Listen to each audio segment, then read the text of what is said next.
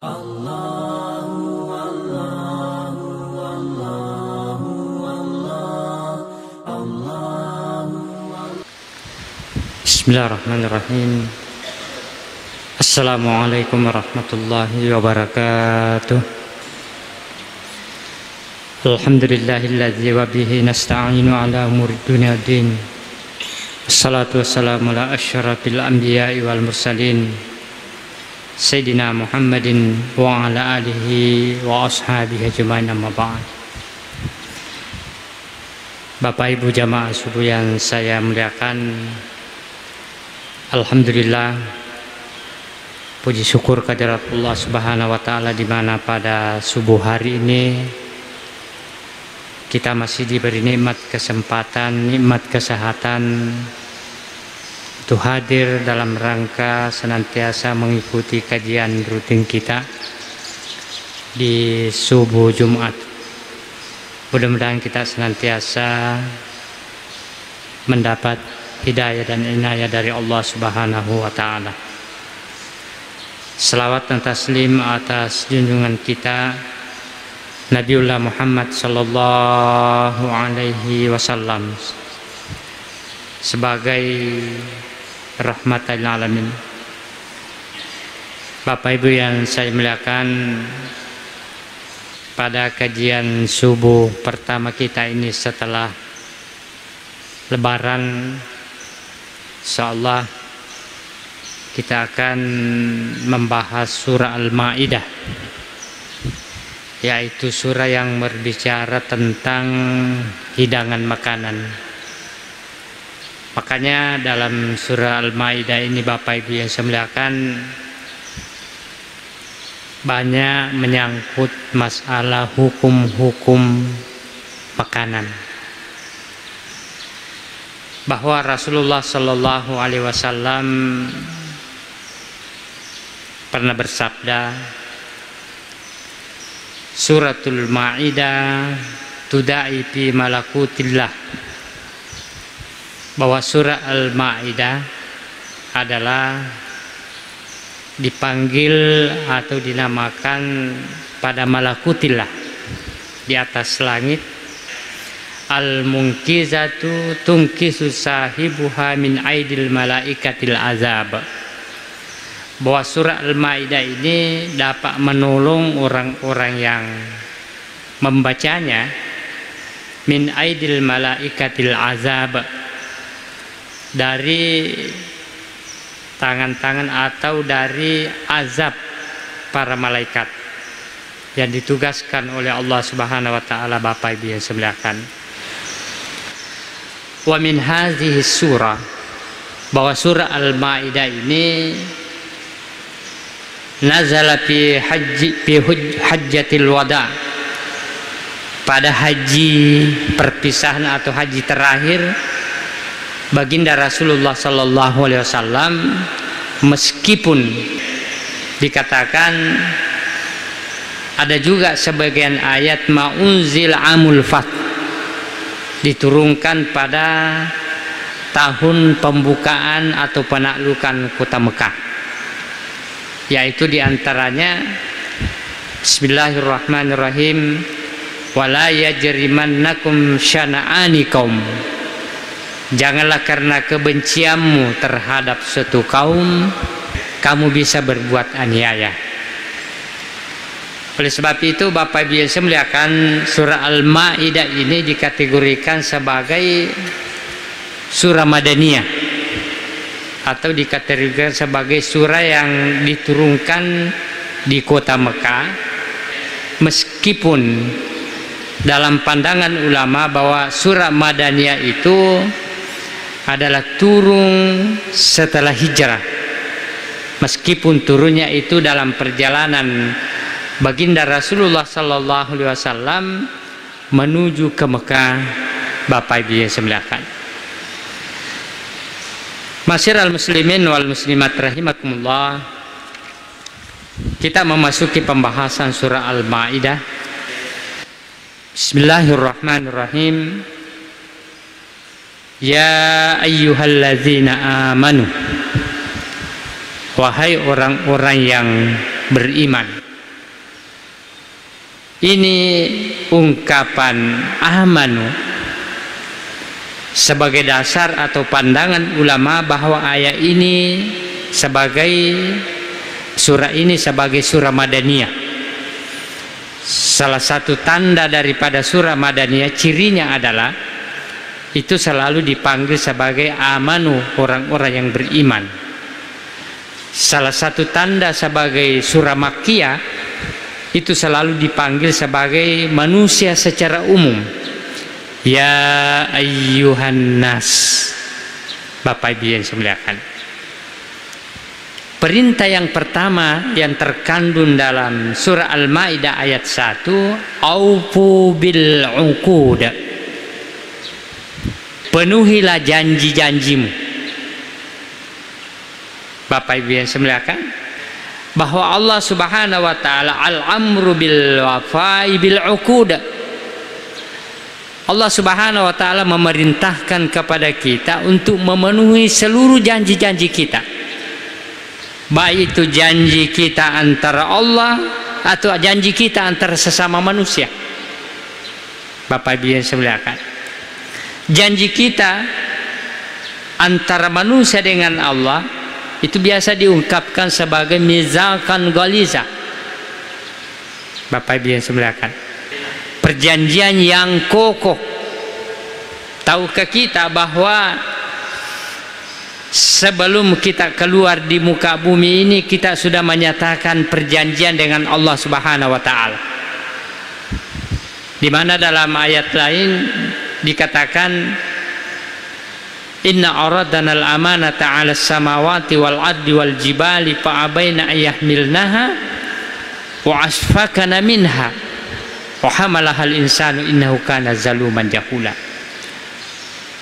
Para ulama sebagian besar mengatakan yang dimaksud amanah di sini adalah amanah ibadah salat. Bapak Ibu yang semuliakan, salah satu amanah yang pernah kita ungkapkan di hadapan Allah Subhanahu wa taala sebagai suatu janji yang kita akan laksanakan. Bapak Ibu yang semuliakan, ataukah yang kedua, janji kita antara sesama manusia. Maka perjanjian dalam akad nikah itu Bapak Ibu yang semuliakan, itu juga dikatakan mizaqan ghaliza, perjanjian yang kokoh.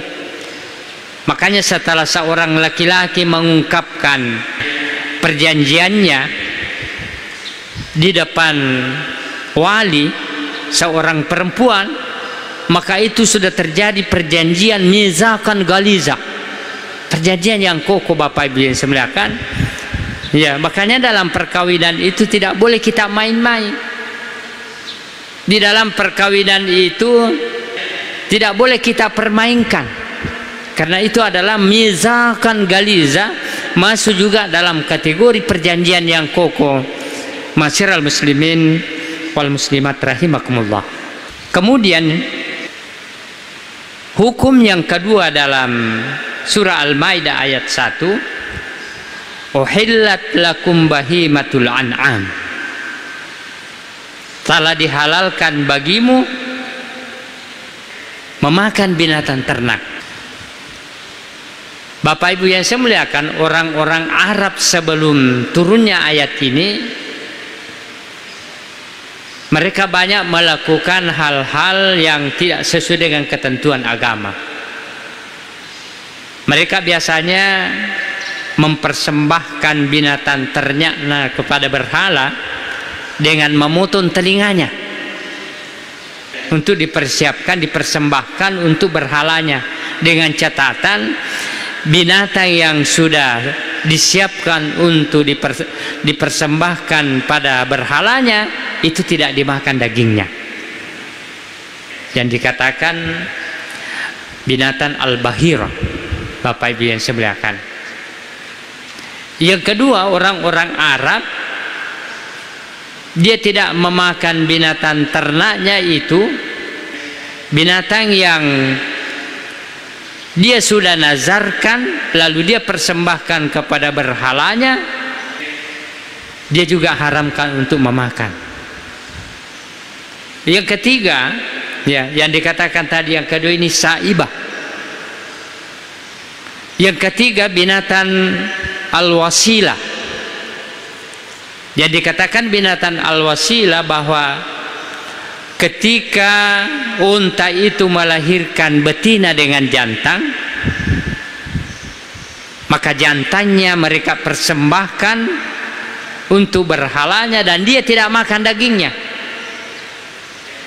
Kemudian yang keempat yang dikatakan ham.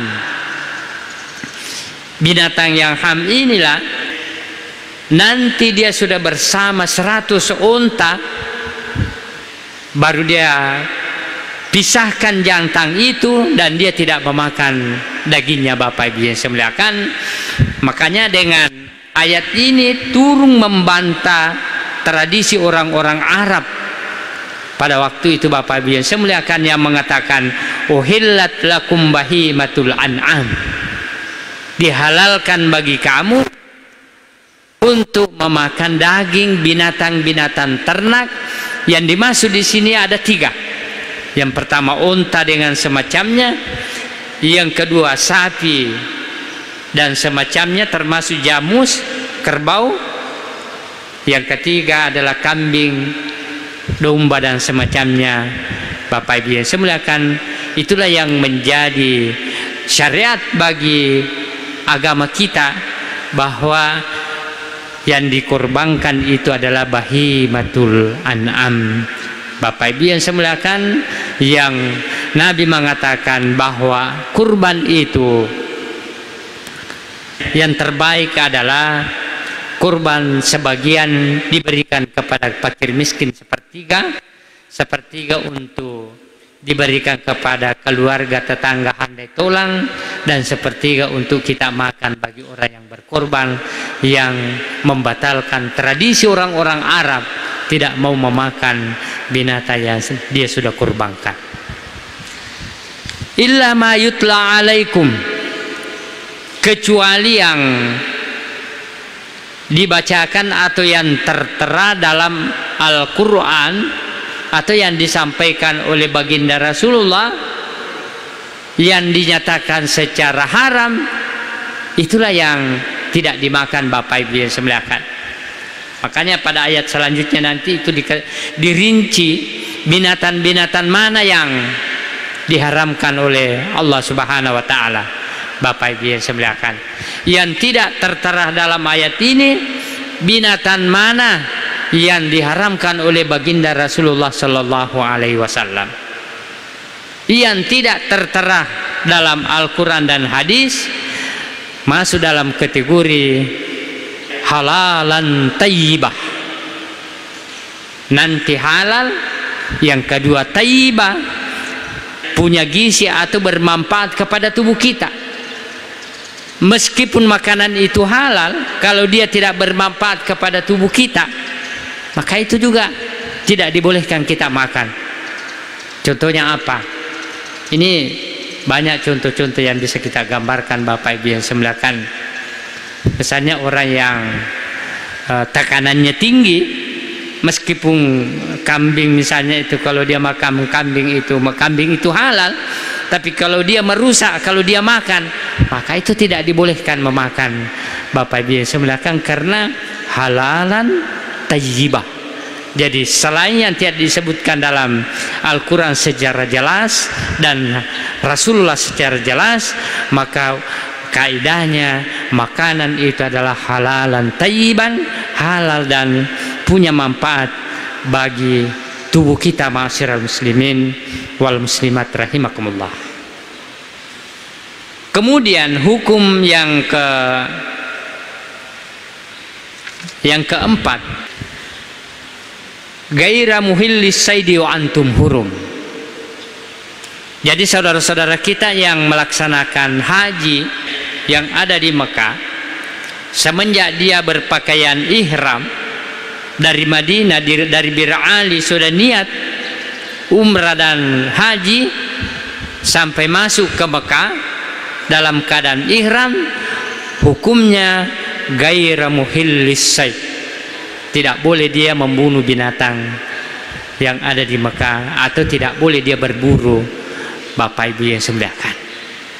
Ketika dia membunuh binatang, maka itu suatu pelanggaran ihram, Bapak Ibu yang semuliakan. Saya kira ini sudah ditahu semua bagi orang-orang yang sudah umrah dan orang-orang yang sudah haji, tentang bagaimana hukumnya kita ketika kita sudah berpakaian ihram, ya gaira muhillis saidi, kita tidak boleh berburu binatang yang ada di Makkah, Bapak Ibu yang semuliakan. Innallaha yahkumu ma yurid.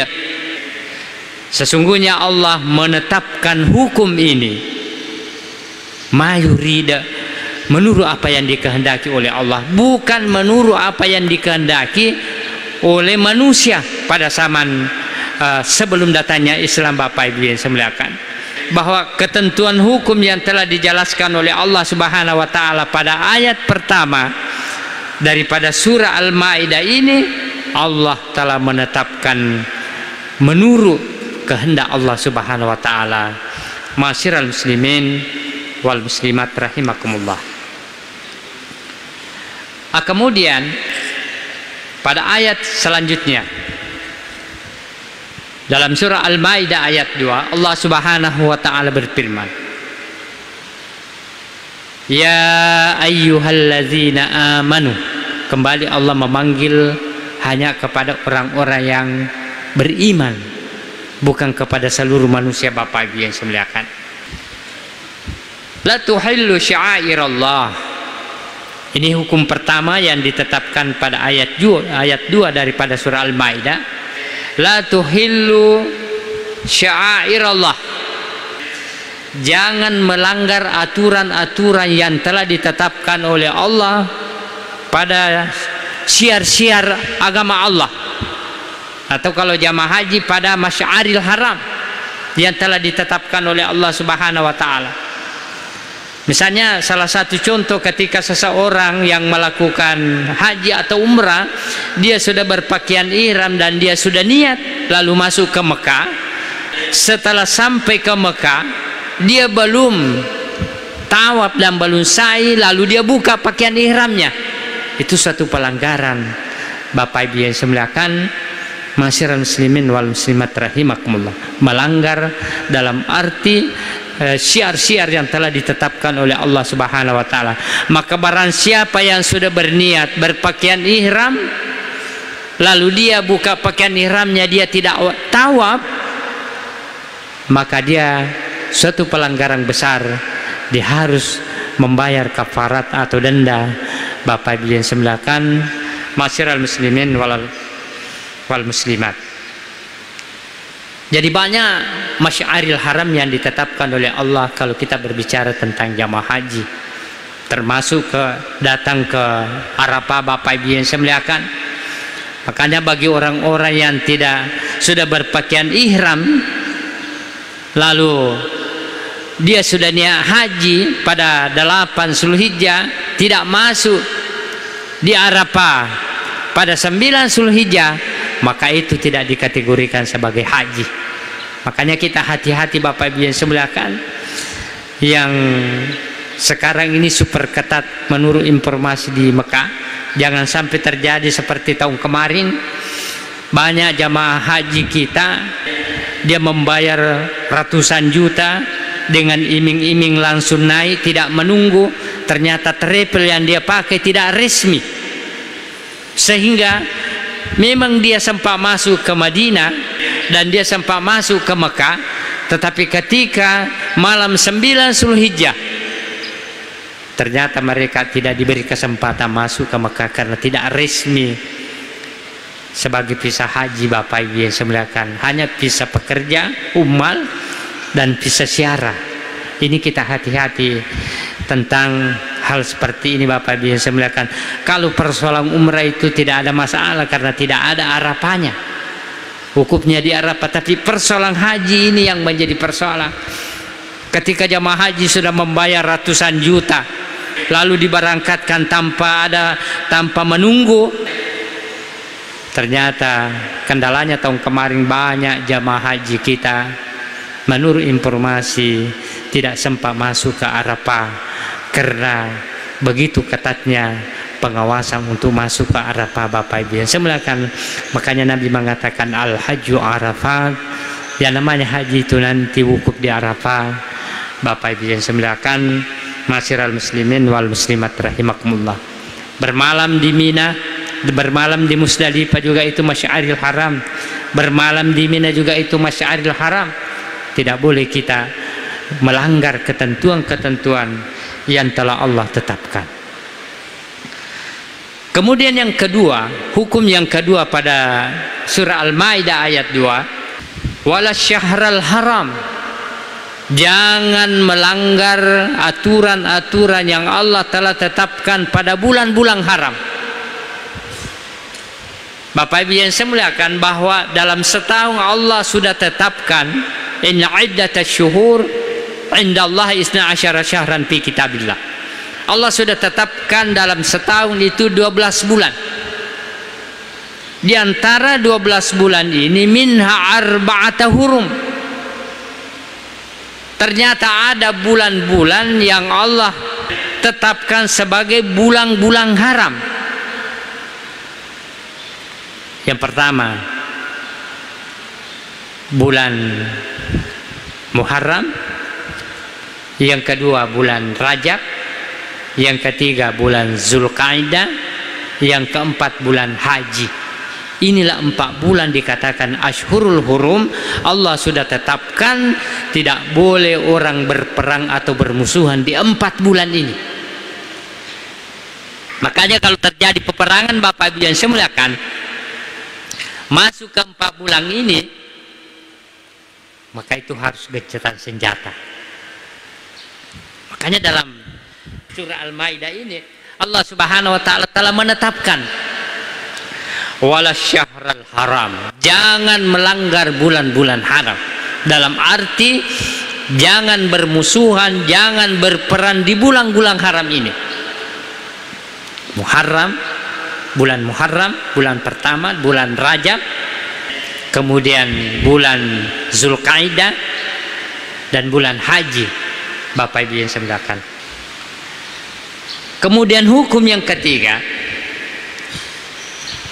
walal hadaya, jangan mengganggu binatang-binatang yang sudah ditetapkan sebagai binatang kurban. Bapak Ibu yang saya muliakan, walal qalaidah, juga jangan mengganggu binatang-binatang yang sudah ditandai sebagai binatang kurban. Makanya memang sejak dulu Bapak Ibu yang saya muliakan, pada zaman Rasulullah SAW, binatang yang mau dikorbankan itu diberi tanda, artinya diperiksa memang apakah binatangnya itu sehat, tidak cacat.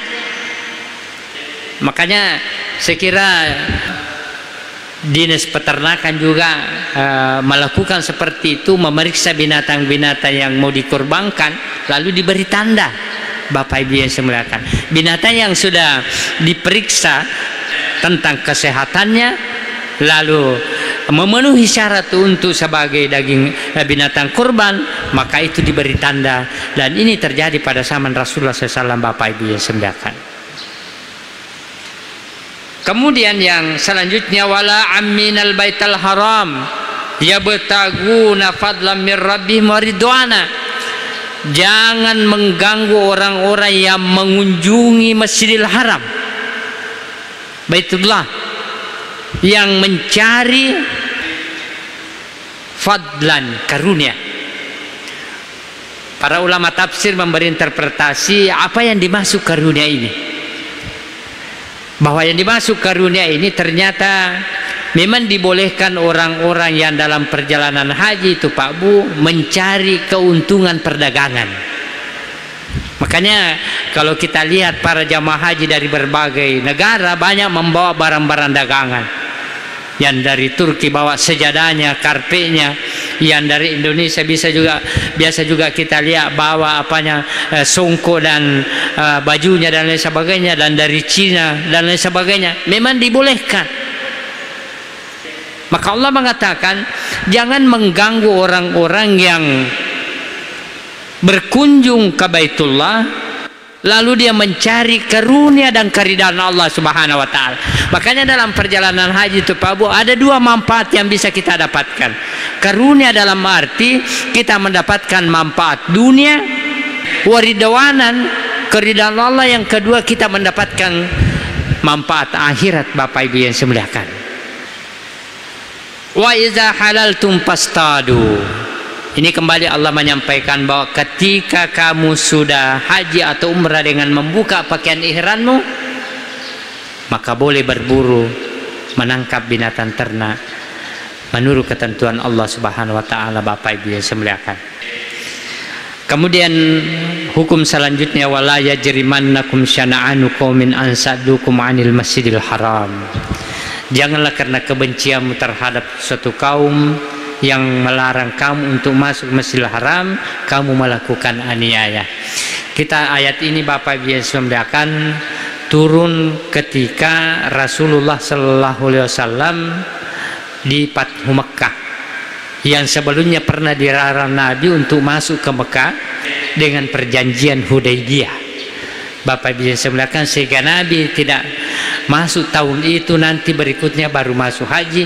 Inilah dikatakan, janganlah karena kebencianmu dulu kamu dilarang masuk ke Masjidil Haram, kamu berlaku aniaya. Tapi ingat, wa ta'awanu 'alal birri wat taqwa, saling tolong menolonglah kepada kebaikan dan takwa.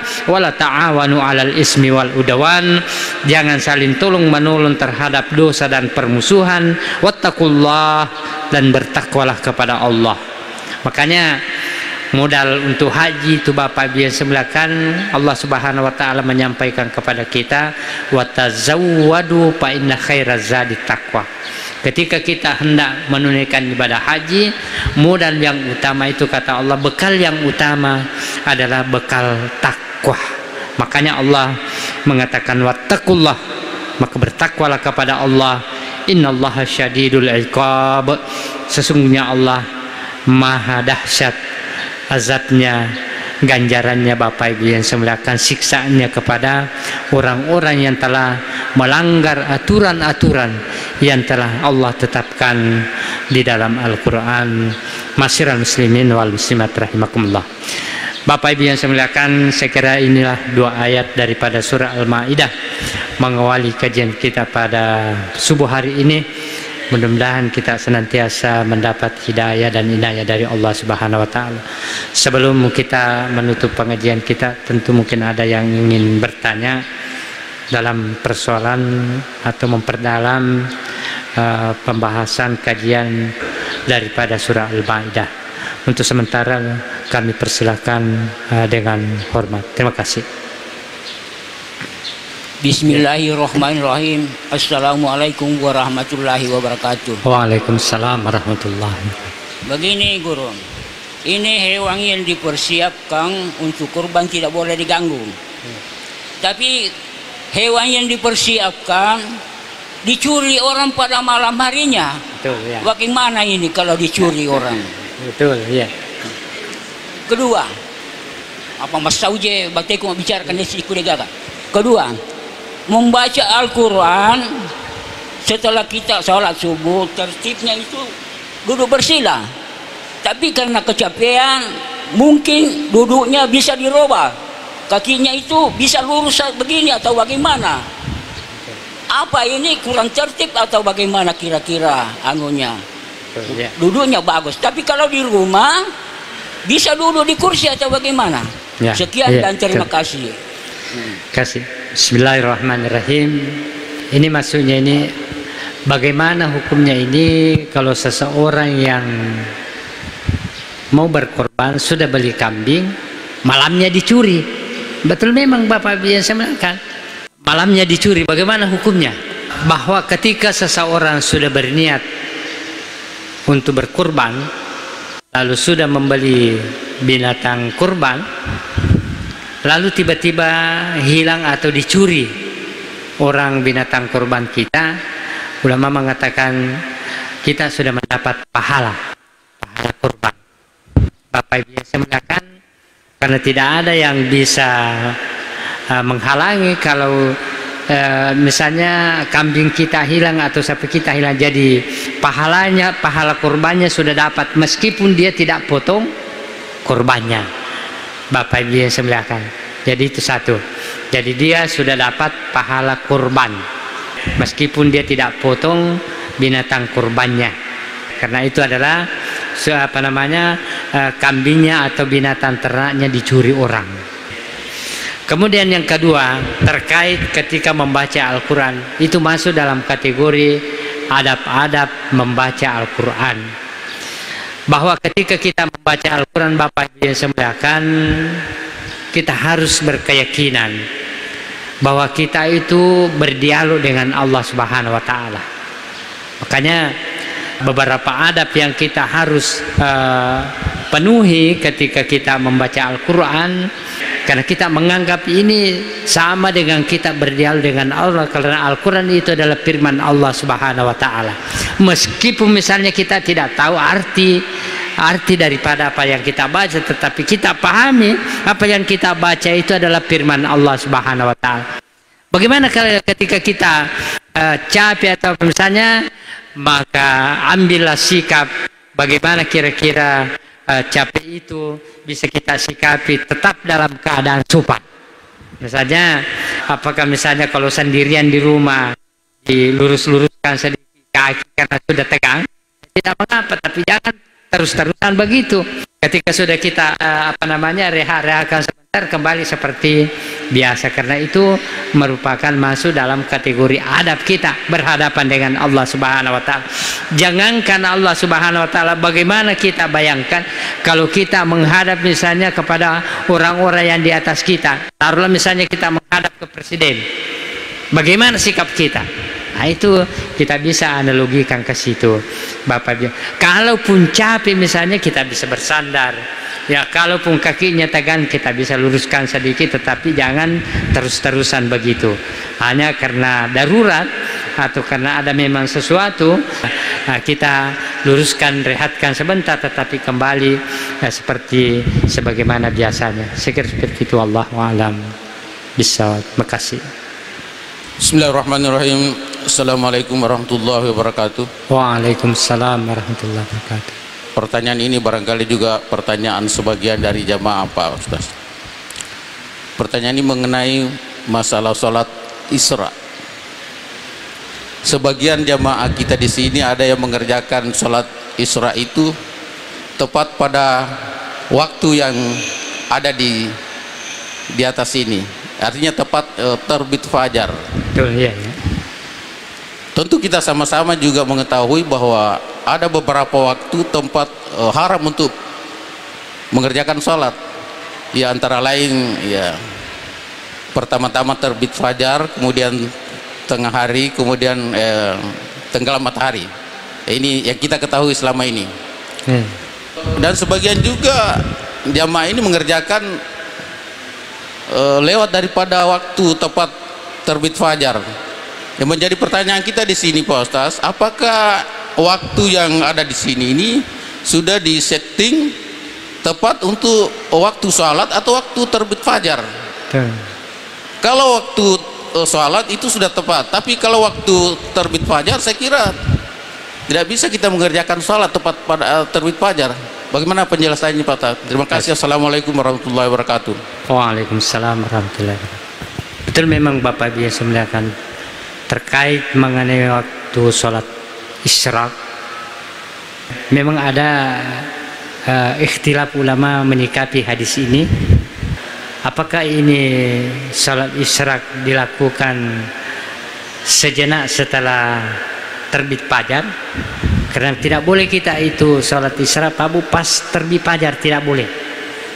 Karena ada 3 tempat memang tempatnya setan untuk beribadah kepada tuannya.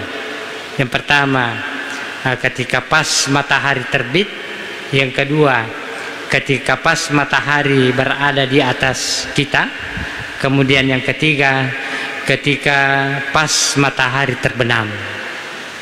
Makanya kalau mau salat isyarat itu memang harus lewat-lewat 5 atau 10 menit. Ya, jangan begitu terbit langsung salat isyarat. Dan ini pun salat Isra ada beberapa pandangan ulama. Imam Asy-Syafi'i mengatakan dalam hadis itu, Imam Tirmizi, bahwa salat Isra itu juga yang dikategorikan salat duha. Karena salat duha itu nanti naik setungkak daripada matahari. Kecuali Imam Ahmad bin Hambal, memang dia mengatakan ada salat Isra. Jadi begitu sejenak setelah terbit matahari memang ada salat Isra raka'ataini khafifatain, 2 rakaat yang ringan. Sama dengan interpretasi tentang raka'atil fajri khairum minad dunya kullaha, bahwa salat 2 rakaat, salat sunat 2 rakaat fajar itu lebih baik daripada dunia seisinya. Ini juga ada interpretasi ulama. Imam Asy-Syafi'i mengatakan yang dimaksud dengan rakaatil fajri, salat 2 rakaat fajar, sunnah fajar, lebih baik daripada dunia seisinya adalah qabliyahnya salat subuh. Tapi Imam Ahmad bin Hambal mengatakan memang ada salat fajar sebelum masuk waktu subuh. Jadi hal ini memang terjadi ikhtilaf. Ahmad bin Hambal memang ada namanya salat sunnah fajar 2 rakaat khafifatain sebelum masuk waktu subuh. Begitu masuk waktu subuh, azan, lalu salat sunat subuh 2 rakaat, lalu salat subuh. Itu menurut Ahmad bin Hambal. Tapi Imam Syafi'i mengatakan ya rakaatil fajri itu juga yang dimaksud dengan salat sunnah qabliyah subuh, sama dengan salat isyraq.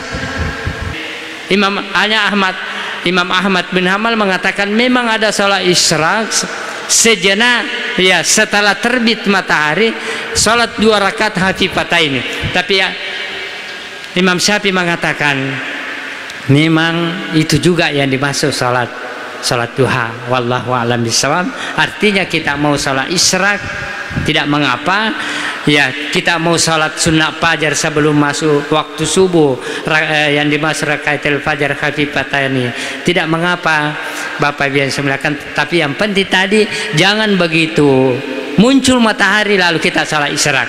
Itulah tempatnya setan beribadah. Berikan waktu sejenak, apakah 5 menit atau 10 menit atau 15 menit Bapak Ibu yang semuakan. Allahu a'lam bishawab.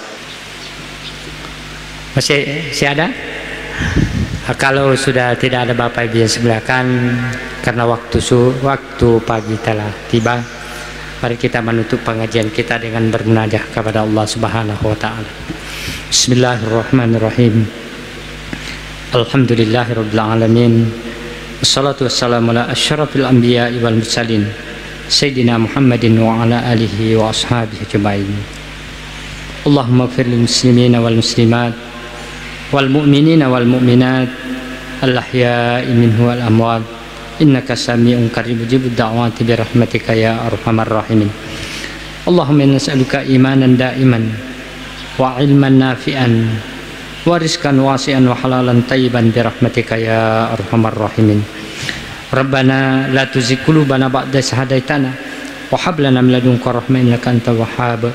Rabbana zalamna anfusana wa illam taghfir lana wa tarhamna lanakunanna minal khasirin. Rabbana atina fid dunya hasanah wa fil akhirati hasanatan wa qina adzabannar. Subhana rabbika rabbil izzati amma yasifun wa salamun alal mursalin walhamdulillahi rabbil alamin. Al-Fatihah. Al-Fatihah. Bismillah. Suratul Al-Fatihah.